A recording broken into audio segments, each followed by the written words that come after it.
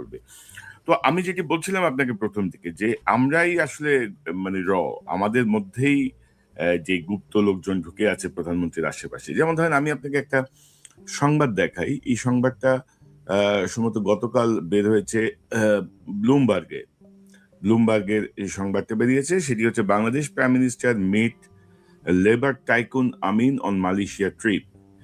এবং ব্লুমবার্গের এই রিপোর্টে, যে জুলাই 8 তারিখের রিপোর্ট, আজকে 10 তারিখ, তো আমেরিকার এই প্রসিদ্ধ যেই যেই সংবাদ মাধ্যম, সেখানে এই রিপোর্টটা কিন্তু তারা ক্লিয়ার, তাদের কাছেও ওইরকম ডাটা নাই, কিন্তু তারা ইনফরমেশন পাইছে। এবং আমি আমার মতো করে চেক করে দেখলাম যে তারেক রহমান সাহেবের সাথে আসলে এই যে দাতো আমিন, যে আপনার জনশক্তি রপ্তানির ক্ষেত্রে একটা কুখ্যাত লোক, যাকে ইউনূস সরকার 25 অক্টোবরে ফেরত চাইছে মালয়েশিয়ার কাছে, যে একে ফেরত দাও, এর বিরুদ্ধে মামলাও আছে, তার সঙ্গে বৈঠক হয়েছে। তো আসলে কিন্তু বৈঠক হয়নি।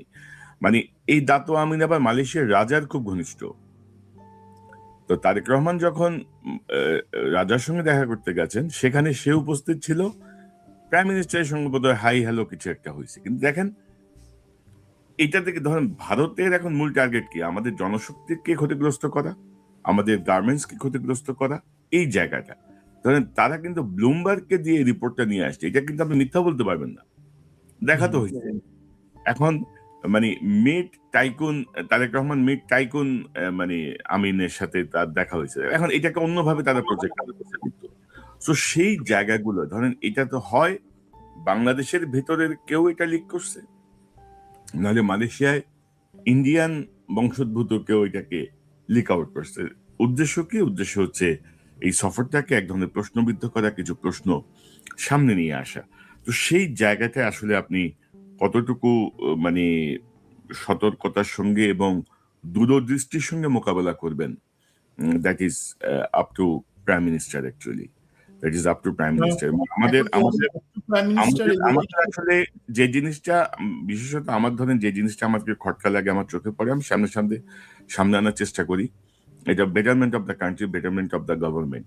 তো এখন ধরেন এটাকে ভিন্নভাবে দেখলেও কিছু করার নাই, বাট এই প্রশ্নগুলো রেজ করা হচ্ছে বৃহত্তর স্বার্থে। যদি বুঝে তো ভালো, না বুঝলে তো কিছু করার নাই ভাই, তাই না? এটা আপনি বলেছেন, এটা অবশ্যই প্রধানমন্ত্রীর বিবেচনার জিনিস। এখন অ্যাকচুয়ালি ওনাকে যারা উপদেশ বা অন্যান্য জায়গায় গাইড করে, আমরা যদি বলি উপদেশটা, এক্ষেত্রে কিন্তু পিনাকিদা রিসেন্টলি একটা ওনার একটা অনুষ্ঠানে জিনিসটা আলাপ করছেন যে দেখেন, উপদেষ্টা হিসেবে যারা অ্যাকচুয়ালি আছেন, আমি তাদের শ্রদ্ধা রাখতে চাই, বাট তাদেরকে মনে রাখতে হবে, এবং এটা কিন্তু সংবিধানের সাথে সাংঘর্ষিক। এই যে উপদেষ্টাদেরকে মন্ত্রী প্রতিমন্ত্রীর মর্যাদা দেয়াই, সেখানে রাখা এবং ক্যাবিনেট মিটিং এ হাজির থাকা, সেই জিনিসটা কিন্তু 1996 যেই রুলস অফ বিজনেস, সেটাকে 2009 সালে চেঞ্জ করে হাসিনা এই জিনিসগুলো ঢুকাইছিল।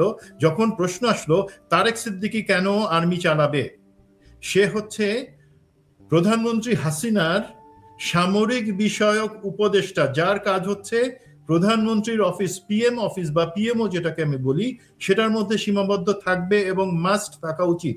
আর্মি বিভাগ থেকে যখন কোশ্চেন আসলো, তখন সেই মহিলা যে জিনিসটা করলো, সে পিএম রুলস অফ বিজনেসে চেঞ্জ আনলো, রুলস অফ বিজনেসে চেঞ্জ এনে সেই জিনিসটা ঢুকাইলো এবং তাদেরকে মন্ত্রী পদ, প্রতিমন্ত্রী পদমর্যাদা দেওয়ার জন্য আনলিমিটেড নাম্বারস কথাটা আনলো। আপনারা যদি রুলস অফ বিজনেসটা পড়েন, এখন আবার রুলস অফ বিজনেসে পরিষ্কার বলা আছে, এটা এমন কোনো কিছু আনা যাবে না বা এমন কিছু করবে না যেটা সংবিধানের সাথে সাংঘর্ষিক, এবং সেটা অটোমেটিক্যালি নাল অ্যান্ড ভয়েড হয়ে যাবে।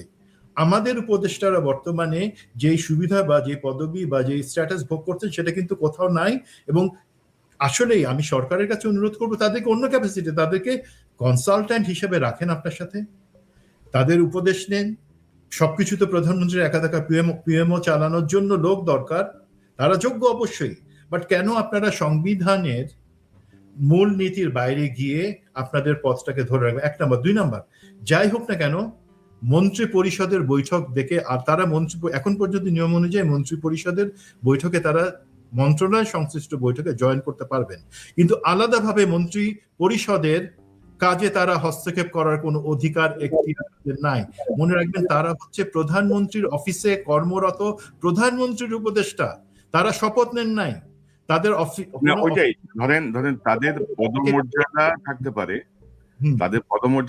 পারে, কিন্তু তারা রাষ্ট্রীয় পলিসি কোনো মেটারে তারা বক্তব্য রাখতে পারবে না। এখন আপনি দেখেন ডক্টর জাহেদ, আমি একটা সিম্পল এক্সাম্পল, আপনার অনুষ্ঠানে প্রতিমন্ত্রী মীর শাহ আলম আসছিলেন 2 দিন আগে। উনি এসে ওনার যে কথা, ওনার ব্যাপারে অনেক অভিযোগ আছে, আমি সেই সব যাব না, উনি ভালো কি খারাপ, ওনার কথাটা কি, ওনার পুরো অনুষ্ঠানটাতে যতক্ষণ কথা বলছে সাবমিসিভ, অ্যাজ ইফ উনি কোনো কিছুতে ডিসিশন মেকার না। উনি বিএনপির একজন কর্মী বলেছেন, এবং উনি বলেছেন আমাদের সিনিয়র মন্ত্রীরা এবং প্রধানমন্ত্রী বিবেচনা করে কাজগুলো করবেন। উনি একবারও বলার চেষ্টা করেন নাই, আপনি 2বার বলছেন আপনি তো মহাক্ষমতাশালী মন্ত্রী, উনি সেটা শুনেন না, উনি বলছেন না আমার কোনো কিছুই নাই, আমি আমার কাজ করে যাচ্ছি। তার বিপরীতে আপনি উপদেষ্টা ডক্টর জাহিদেরটা দেখেন, অনেকে তাকে কষা জাহিদ বলে, আমি সেটা বলবো না, এটা একজন উপদেষ্টার প্রতি অসম্মান হয়ে যায়, কষা জাহিদ কেন বলবো। তো এখন উনি অনুষ্ঠান যেখানে যান সেখানে বলেন আমি এই 3টা পলিসি প্রধানমন্ত্রীকে বলছি এক্সিকিউট করবার জন্য, আমি অ্যানালাইসিস করে বলছি। এই যে গুপ্ত একটা কথা শুরু করা, সেটা বলে প্রধানমন্ত্রীকে অনেক নিচে নামায় নিয়ে আসা, এবং বিএনপি, জামাত এবং অন্যান্য দেশের ভারত এবং আওয়ামী বিরোধী যারা আছে সবাইকেই মধ্যে সন্দেহের জিনিস ঢুকায় দেওয়া, সেটাকে জন্ম কোথা থেকে? এক হচ্ছে এই যে বিরিয়ানি আলম আপনারা যাকে বলেন, আমি তো বিরিয়ানি আলম বলবো না, আমি বলবো শাহেদ আলম, সাংবাদিক শাহেদ আলম, এবং এই ডক্টর জাহিদ উপদেষ্টা, তারা কিন্তু এই প্রধানমন্ত্রীর থেকে এই জিনিসটা ওনাকে এই বিষটুকু ঢেলে দিয়ে ওনার মুখ থেকে এটা বলাইছেন, এবং প্রতি কথায় তারা বলেন যে ওনাকে দিয়ে আমরা এই পলিসি করব। ভাই, পলিসি করার আপনি কে? পলিসি করবে সংসদ, পলিসি করবে মন্ত্রিসভা, সেখানে কোনো কিছু আছে কিনা টেকনিক্যাল জিনিস প্রধানমন্ত্রীর অফিসে বসে আপনারা সেটা দেখবেন। আপনাদের পা কিভাবে সচিবালয়ে পড়ে, কোন এখতিয়ারে পড়ে আপনাদের পা, কোন এখতিয়ারে আপনারা গোপনীয় ফাইল বা সিক্রেট ফাইলস সেটা দেখবার জন্য মন্ত্রীদের এবং সচিবদেরকে বলেন। আপনারা শপথ নেন নাই তো? একজন মিলিটারি অফিসার, আমি শপথ নিয়েছি, রাষ্ট্রের কাছে শপথ, আমি পারি, আপনি পারেন না, আপনি শপথ নেন নাই। সুতরাং এই যে জিনিসগুলো হচ্ছে ওনার ইনার সার্কেল, সেই জায়গায় আপনি যদি আমাকে বলেন যে 3টা এই যে নিরাপত্তা ঝুঁকি কমানোর জন্য 3টা আমি সাজেশন মেক করব, প্রধানমন্ত্রী তারেক রহমানের উপর সম্পূর্ণ সম্মান রেখেই 3টা। প্রথম জিনিস, ওনার ইনার সার্কেল, বিশেষ করে উপদেষ্টা যাদেরকে নিয়েছেন তাদেরকে বদলাইতে হবে বা তাদের উপর নজর রাখতে হবে। একটা গল্প আছে সিলেটি, একটা গল্প আছে লন্ডন থেকে নিয়ে আসে, আমি ওই জায়গায় যাচ্ছি না, আপনি বদলান। যারা তাদের ফেসবুকে প্রতিনিয়ত পোস্ট দেয় আমি প্রধানমন্ত্রীর এই করতেছি, আমি প্রধানমন্ত্রীর সাথে এই ছবি করতেছি, সাথে সাথে তাদেরকে বের করে দেন। আপনার নিরাপত্তার ঝুঁকি হচ্ছে সেই লোকটা যেই ছবি বাইরে আসবার কথা না, যেখানে একজন মহিলাকে আপনার বিমানে নিয়ে এসে তাকে দিয়ে সেলফি তোলায়, সেটা বাজারে ছাড়া, সেটা কথা না, সেটা নিরাপত্তার ঝুঁকি, সম্মানের ঝুঁকি। এই সমস্ত কাজে যারা জড়িত সরাসরি তাদেরকে বাদ দেন।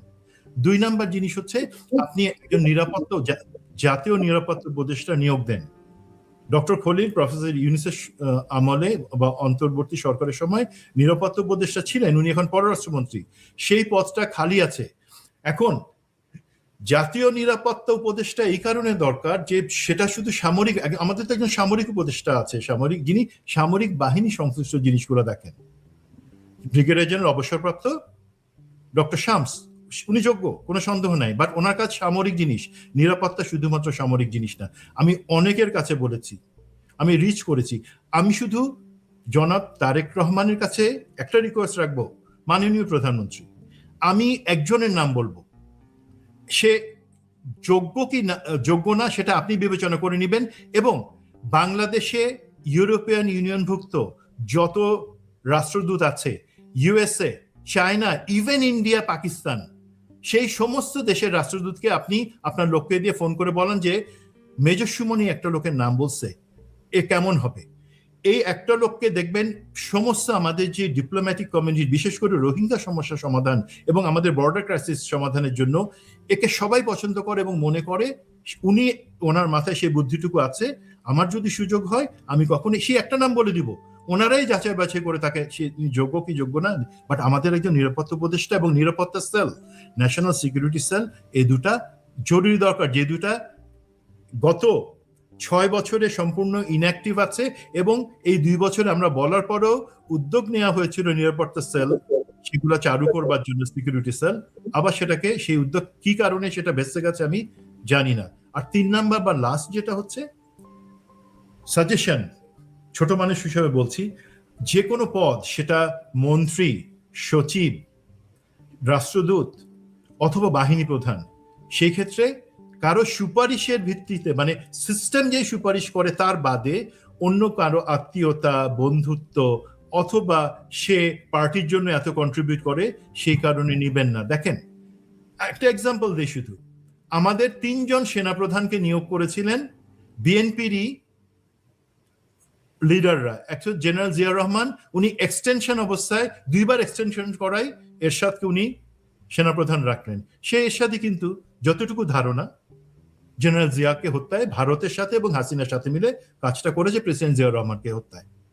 দেন জেনারেল নাসিম বেগম জিয়া করলেন, সেটাও কিন্তু সরাসরি না, সেটাও কিন্তু একটা সুপারিশের ভিত্তিতে হয়েছে। দেন জেনারেল মঈনু আহমেদ, বিএনপির এই যে 3 জন, যে 3 জনকে বিএনপি সুপারিশের ভিত্তিতে যোগ্যতর লোক থাকবার পরেও সেনাপ্রধান বানাইলেন, তাদের হাতে বিএনপি কি হয়েছে? প্রতিবারই এরশাদের কু, দেন জেনারেল নাসিমের ব্যর্থ কু, যদিও এটার জন্য আমি জেনারেল নাসিমকে পুরোপুরি দায়ী করবো না, ভিতরে অনেক ঘটনা আছে। 3 হচ্ছে জেনারেল মঈনের 111। এগুলার সেনাপ্রধান কারা নিয়োগ করছিল? বিএনপি করছিল। সুতরাং কোন এই সেনা বাহিনী প্রধান নিয়োগের ক্ষেত্রে প্লিজ কোন সুপারিশ, কোন ভালো লাগা কোনো কিছু, আর বিশেষ করে এক্সটেনশনে আছে, তার মেয়াদ শেষ হয়ে যাওয়ার পর দয়া করে, অথবা তার যোগ্যতার বা তার কাজ ভালো পারে সেটা রাষ্ট্র বা বাহিনী সেই সুবিধা নেওয়ার জন্য তাকে আরো 6 মাস এক্সটেনশন দিয়ে রাখছে, সেই ধরনের কাউকে কখনোই প্লিজ নিবেন না। ওনারা এক্সটেনশন কেন নেয় সেটা বুঝবার মতন বুদ্ধি আপনার আছে, আমার থেকে আপনাদের বুদ্ধি অনেক বেশি। কেন এক্সটেনশন নেয়, কি সুবিধা পাওয়ার জন্য, কোথায় কোপ মারার জন্য, সেটা আপনারা জানবেন প্লিজ। যেই অফিসার, আমাদের যোগ্যতর অফিসারের অভাব নাই, সো এক্সটেনশন দিয়ে তাদের পথ যুদ্ধ করার কোনো যৌক্তিক কোনো কারণ নাই। মানে এমন কোনো কি বলবো এটারে, মানে বেহেশতে ফল না যে আমাদের তা রাখতেই হবে। আর আরেকটা বিষয় আমি জানতে চাই, যে ধরেন প্রতিরক্ষা উপদেষ্টা ব্রিগেডিয়ার শামস, তার কি নিরাপত্তা সংক্রান্ত কোনো বিষয় আছে প্রধানমন্ত্রী? কিন্তু প্রধানমন্ত্রী সকল সফরে কিন্তু ওনাকে আমরা দেখছি মানে এসএসএফ এর সাথে। তো আমার তো মনে হয় যে তার আরো অনেক কাজ আছে কিন্তু, তাই না? না, এখন জিনিস যেটা হচ্ছে, এটা একটু ভালো প্রশ্ন করেছে, জিনিসটা একটু বোঝা দরকার। সেটা হচ্ছে সামরিক, উনি প্রধানমন্ত্রীর সামরিক বিষয়ক উপদেষ্টা, সেই হিসাবে কিন্তু প্রধানমন্ত্রী নিরাপত্তা দেয়া বা প্রধানমন্ত্রীর সাথে যাওয়া ওনার কাজ না। ওনার কাজ হচ্ছে আমাদের আর্ম ফোর্সেস যেগুলো আছে বা সামরিক বাহিনীগুলো যেটা আছে সেটার ব্যাপারে প্রধানমন্ত্রীকে অ্যাডভাইস দিয়ে সাহায্য করা। উনি কেন যাচ্ছেন? উনি যাচ্ছেন কারণটা হচ্ছে ওনার তার আগে প্রধানমন্ত্রী নিরাপত্তা প্রধান হিসেবে যখন জেনারেল আকবর, ফজলে আলী আকবর সেই জায়গাটা থেকে সরে এসে নিরাপত্তা জিনিসটা দেখা শুরু করলেন চেয়ারপারসনের, তখন ব্রিগেডিয়ার জেনারেল শামস উনি হেড অফ সিকিউরিটি হলেন। হেড অফ সিকিউরিটি উনি কিন্তু এখনো নিজ থেকে হয়তো মনে করেন আমি, অথবা উনি নিজে থেকে চেয়ে নিয়েছেন যে না ঠিক আছে উপদেষ্টার একটা আমার পদ আছে, it's okay, that's a separate duty, but head of Tarek Rahman security বা পিএম সিকিউরিটি সেটা উনি নিজে থেকে এখনো দেখছেন, যেই কারণে উনি প্রধানমন্ত্রীর সাথে যাচ্ছেন বা সাথে আছেন। সেটা কিন্তু সম্পূর্ণভাবে 1-to-1 এর ব্যাপার প্রধানমন্ত্রীর সাথে ওনার। সেক্ষেত্রে কি কারণে উনি দেখছেন সেটা আমি প্রশ্ন করব না, উনি দেখছেন ভালো ওনার প্রজ্ঞা দিয়ে, বাট সেটা কিন্তু নিরাপত্তার দায়িত্ব ওনার কাছে আসে না। নিরাপত্তার ফিজিক্যাল সিকিউরিটি এসএসএফ, পিজিআর, আর রাষ্ট্রের নিরাপত্তা, বাংলাদেশ রাষ্ট্রের নিরাপত্তা, যেটা অ্যাকচুয়ালি আমরা এখনো গঠন করতে পারি নাই, সেইটা একজন নিরাপত্তা উপদেষ্টা দেখবেন। এবং সেইখানে আমি যতটুকু খোঁজখবর রাখি সুমন ভাই, যে এসএসএফ এর যারা প্রধান আছেন বা পিজিআর এর যারা প্রধান আছেন তারাই যথেষ্ট নিরাপত্তা দেখার জন্য। খামাখা বড় বড় স্যারেরা থাকলে তাদের কার্যক্রমে সমস্যা হয়, বুঝছেন তো। মানে আমি একটা কাজে যাই, যদি আমার সিনিয়র কোনো বাইরে দেখি, সিনিয়র কোনো সাংবাদিককে দেখি, আমি একটু হই না, আমি তখন ডিপেন্ড করি যে স্যার কি বলে বা স্যারের মতামত কি। সো এগুলো এক ধরনের সৃষ্টি করে আর কি, মানে নানা রকম পকেট সৃষ্টি করে। আমার মূল কাজ শামসের সাথে কথা বলেন, উনি না, এটা হচ্ছে আসবে জিনিসটা ক্লিয়ার করো দরকার ভাই। দেখেন কিছু জিনিস ফিসফাস চলে না, আমি ক্লিয়ার হওয়া দরকার। ইউ কল হিম, আপনি ওনাকে আপনার অনুষ্ঠানে না, ডাকেন? আমি এই প্রশ্নটা উল্লেখ করলাম কারণ এই প্রশ্নটা মানে আমার কানে যেহেতু আসছে সেই জন্য আমি ওপেন উল্লেখ করলাম। ব্রিগেডিয়ার শামসের সঙ্গে আমার যোগাযোগ আছে দেখে আমি ওনাকে আমন্ত্রণ জানাতে পারি, আমার তো যোগাযোগ হয়, তো আমি জানাতে পারি। আমার অনুষ্ঠানে একদম শেষ দিকে শেষ করছেন মানে জাস্ট বিষয়টি সামনে আনা, আপনি অলরেডি এনেছেন যে গতকাল রয়টার্সের সাথে হাসিনা একটা ইন্টারভিউ দিয়েছে, এটা ব্লুমবার্গ চলে এসেছে, আমি রয়টার্সটা একটু যদি দেখাই আপনাকে। রয়টার্সের সাথে হাসিনা একটা ইন্টারভিউ দিয়েছে, সেই রয়টার্সের ইন্টারভিউতে হাসিনা বলছে যে Hasina plans December return with party colleagues to surrender. তো হাসিনা ধরেন গত 2 বছর ধরে এইসব হামকি তমকি করে যাচ্ছে, যে কোনো সময় ঢুকে যাব, হ্যান করবো ত্যান করবো, চলে আসবো, লাভ দিব, আমি কাছাকাছি আছি, চট করে ঢুকে যাবো, এগুলো আমরা অনেক দেখছি। তো আমার তো মনে হয় না যে হাসিনা সেই কনফিডেন্স আছে যে আমি দেশে যে আকাম করে গেছি এবং এখনো আমি যেভাবে হুমকি দিয়ে যাচ্ছি, হাত কাটিয়ে ফেলবো, পা কাটিয়ে ফেলবো, ফাঁসিতে ঝুলাবো রে, এই করবো রে, সেই করবো রে, তালিকা করে রাখো, তোমাদের হাত পা নাই। একজন যে বলতেছে কথা কম কাজ বেশি, একজন বললো না যে নেত্রী সব শেষ করে দিব, হাসিনা বলছে কথা কম বলো, কাজে দেখতে চাই। তার মানে কি একটা প্রচ্ছন্ন ক্লিয়ারেন্স, মানে তুমি মারো ধরো কাটো যা খুশি তা করো। তো সেই জায়গাতে আপনি কি মনে করেন যে আসলে মানে হাসিনার মানে এই আর ফিরে আসবে? মাঝখানে দেখলাম ইন্ডিয়ান এক সাংবাদিক বলছে যে হাসিনা দেশে যাইতে চায় কারণ তার বয়স তো 78 79, তো তার যদি ইন্ডিয়াতে মৃত্যু হয় বাংলাদেশ হয়তো তার লাশ গ্রহণ করবে না, তো সে বাংলাদেশের মাটিতে তার শেষ ইয়েটা চায়, নাইলে তার দলই তো থাকে না। আচ্ছা, বাংলাদেশে সে যদি দলের কথা চিন্তা করতো বা বাংলাদেশের মাটির কথা চিন্তা করতো, বাংলাদেশে তো কোনো রাষ্ট্রপ্রধান কখনো পালাই যায়নি। আচ্ছা, না জাস্ট একটা জিনিস অ্যাড করি, হাসিনা তো নিজের ইচ্ছাতেই পালাইছে, এখন কিন্তু নাটক করতেছে যে আমি গোপালগঞ্জে যেতে চাইছিলাম। হাসিনা কিন্তু একদম প্রপোজড, প্রি প্ল্যান্ড তার এই পালানো। ভাই ওখানে যে চুপ্পু বসাচ্ছে, ওরে একটু ভালো করে পানি খাওয়াই দিয়ে জিজ্ঞাসা করলে সত্যি কথাগুলো বলে দিবে। এখন আমি যেটা বলতেছি, যদি তার ইচ্ছা থাকতো, ওই ধরনের তার দেশপ্রেম থাকতো, প্রথম কথা আমাদেরকে সে হত্যা করতো না, আমাদেরকে এই জুলমের মধ্যে রাখতো না। নেক্সট জিনিস হচ্ছে বাংলাদেশের মাটি তার কাছে কোনো প্রিয় কোনো জিনিস না, তার পরিবারের কাছেও না। সেজন্য তারা শুধুমাত্র 1 সপ্তাহ 2 সপ্তাহ ধরে তারা প্ল্যান করে কে কোথায় যাবে কবে যাবে তারা ভেগে গেছে। ভেগে যাওয়ার পরে দেন এখন ওইখানে কান্নাকাটি করতেছে, তাদের প্রচুর টাকা নিয়ে গেছে, সেই টাকা দিয়ে তারা থাকতে পারবে। আর তারা তো বিদেশে থেকে, তাদের সমস্ত পরিবার বা সব সম্পর্কগুলো তো বিদেশি। সুতরাং বাট ওই যে একবার রক্তের স্বাদ যে পেয়ে গেছে হাসিনা, তার তখন রক্ত না খেয়ে, আমাদের রক্ত না খেয়ে তার চলতেছে না। সেই রক্ত খাওয়ার জন্য আসবার কথা চিন্তা করতে পারে। ভাই লিটমাস টেস্ট করছেন আপনারা, ইয়েতে থাকতে, ল্যাবে করছেন, স্কুলে থাকতে, কলেজে থাকতে। এই যে সাউন্ডে দিয়ে কথা বলা হয়, এই যে আনিস আলমগীর তুষার এদেরকে দিয়ে বেয়াদবের মতন কথা বলা হয়, এই যে চ্যানেল আই, একটা জিনিস একটু বলি না, আমার অনেক কষ্ট লাগে আমার কলিগদের উপরে। আমার কিছু এক্স কলিগ এবং আমার পরিচিত, তারা এখন 71 টিভি চ্যানেল আই এটি নিয়ে গিয়ে সাক্ষাৎকার দেয় চেহারাটা একটু দেখানোর জন্য। আমিও চেহারা দেখাতে চাই, আপনি সুযোগ দেন না, তাও 2-3 মাস পর পর এখন পাই। তারা প্রতিদিন চেহারা দেখার জন্য এই সমস্ত গাদ্দা, শাইখ সিরাজ, তারপরে এই চ্যানেল আই, এই সমস্ত প্রোগ্রামে গিয়ে তারা এখন সুন্দর সুন্দর কথা বলেন। এখন এই সমস্ত এরাই করতেছে কি, বা বাইরে নবনীতা, বাইরে থেকে এদেরকে দিয়ে কথা বলায়, শারমিন চৌধুরী, এরা বলে কি হাসিনা আসবে, একটা ভয় আমাদের মধ্যে দেখাতে চায়। হাসিনার ভয়টা আমাদের দেখাই। এখন এই লিটমাস টেস্ট প্রতিটা শেষমেশ শাওনকে দিয়ে চেষ্টা করছিল, জুলাইকে প্রশ্নবিদ্ধ করে দেখবার জন্য রিয়াকশনটা কি হয়। এখন দেখলো কি ভাই, ওরা জুলাইকে যতটা অবজ্ঞা করার চেষ্টা করবে, দেখেন সাথে সাথে কিন্তু শিবির, ছাত্রদল, জামাত, বিএনপি এক হয়ে গিয়ে এমন একটা স্ট্যান্ডে চলে গেছে, ওরা এখন কিন্তু ভয় পেয়ে গেছে যে তাই ভাই এইসব করে লাভ নাই, আমরা যত জুলাইকে অবজ্ঞা করার চেষ্টা করব তত বেশি মার খাবো। মার দেয়া হয়েছে না, দেয়া যে হবে না সেটার তো কোনো গ্যারান্টি নাই। তো এই অবস্থায় হাসিনা জানে ইভেন যদি কোনো কারণে আগামীকালকে বিএনপির সমস্ত ঝানু সমস্ত এবং কিছু কিছু বেতনভুক, আমরা জানি কিছু কে বেতন খাইতো, তাদেরকে কনভিন্স করেও যদি বাংলাদেশে আসবার ব্যবস্থা করে আত্মসমর্পণের মাধ্যমে, ভাই বাংলাদেশের জনগণ আপনি যেই দেখেন তাদের, আমাদের মধ্যে যেইটুকু আমরা প্রতিরোধের জায়গায় গেছি, জুলাই তো আমরা ভুলি নাই, ও তো টিকতে পারবে না, ও বা নিষিদ্ধ পার্টি কেউ তো টিকতে পারবে না ভাই। এখন তো শুধুমাত্র আমরা কথা বলতেছি সামরিক অফিসারদের বিচার বা অন্যান্য গুম খুনের ক্ষেত্রে, পলিটিক্যাল লিডার যারা আছে গুম খুনের সাথে সংশ্লিষ্ট, তাদেরকে যখন সত্যিকার ভাবে ধরা হবে, প্রতিশোধ না, আমি আগেই বলি প্রতিশোধ না, বিচার নিশ্চিত করার জন্য।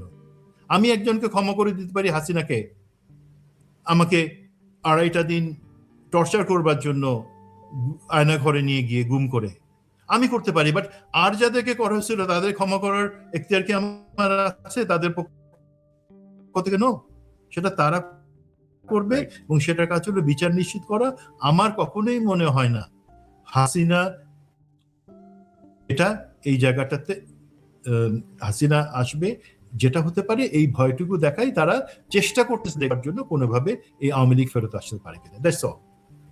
না, ওইটাই আমার আমার মনে হয় না যে হাসিনা যদি ফিরে আসতোই তাহলে সে আর পালাইতো না। কারণ ধরেন যে হাসিনা যে সময় পালাচ্ছে সে সময় কিন্তু মানে 3 বাহিনীর প্রধান থেকে শুরু করে সচিবালয়, পুলিশ, র্যাব, আনসার, বিডিআর সবই তার নিয়ন্ত্রণে, সবই তার লোকজন বসা ছিল। তো কোন পরিস্থিতিতে সে পালাইছে সে বোঝে, এবং বাংলাদেশের মানুষ এই জায়গাটায় মানে তার যেই 17 বছরে তার যেই জুলুম নির্যাতন, মানে উন্নয়ন ভাই, ফ্লাইওভার আর পদ্মা সেতু আর কিছু উন্নয়ন, কিছু বিল্ডিং দিয়ে তো আপনি মনুষ্যত্ব বিচার করতে পারবেন না আর কি, তাই না? আপনি ক্ষমতায় টিকে থাকতে যেভাবে ভিন্নমত দমন করেছেন, যেভাবে রাষ্ট্রীয় বাহিনীকে জনগণের বিরুদ্ধে ব্যবহার করেছেন শত্রু দেশের মতো করে, সেই জায়গাটায় মানুষ আমার মনে হয় না যে তাকে আর একসেপ্ট করবে। বাট এগুলো বলতে হয় তার নেতাকর্মীদেরকে চাঙ্গা রাখার জন্য। বাট আমার মনে হয় যে সাম্প্রতিক সময়ে বললো না যে কার একটা বক্তব্য যে সোহেল তাজ, তিনি বললেন না, তিনি তো বলেছেন, তার একটা স্ট্যাটাস আমরা কয়েকদিন আগে দেখলাম ফেসবুকে, তিনি বলেছেন যে এসব কথা বলে জাস্ট নিরীহ আওয়ামী লীগারদেরকে বিপদে ফেলতেছে। আওয়ামী লীগ যারা সমর্থন করতো, যারা তার এই কথায় উস্কানি নিয়ে লাভ দিয়ে পড়তেছে যে চট করে ঢুকে যাব, সেপ্টেম্বরে আসতেছে, ডিসেম্বরে আসতেছে, জুলাইতে আসতেছে, ডেটের তো অভাব নাই, এগুলো করে কিছু লোক ঝাঁপায় পড়ে এবং জনগণের হাতে মার খায়, পিটুনি খায়, আবার গ্রেপ্তার হয়, অনেক কিছু ঘটে। তো আশা করি আমরা আজকে অনুষ্ঠানে অনেক বিষয় নিয়ে আলোচনা করলাম। এগুলো যদি সংশ্লিষ্ট জায়গায় যদি বোঝেন তো ভালো, মানে বলে না, বুঝলে বুঝপাতা নাইলে তেজপাতা, কিছু করার নেই। মেজর সুমন আহমেদ, আপনাকে অসংখ্য ধন্যবাদ। নিশ্চয়ই আমি একটু অনিয়মিত, আশা করি একটু নিয়মিত হব, কথা হবে। ভালো থাকবেন। আসসালামু আলাইকুম। আসসালামু আলাইকুম।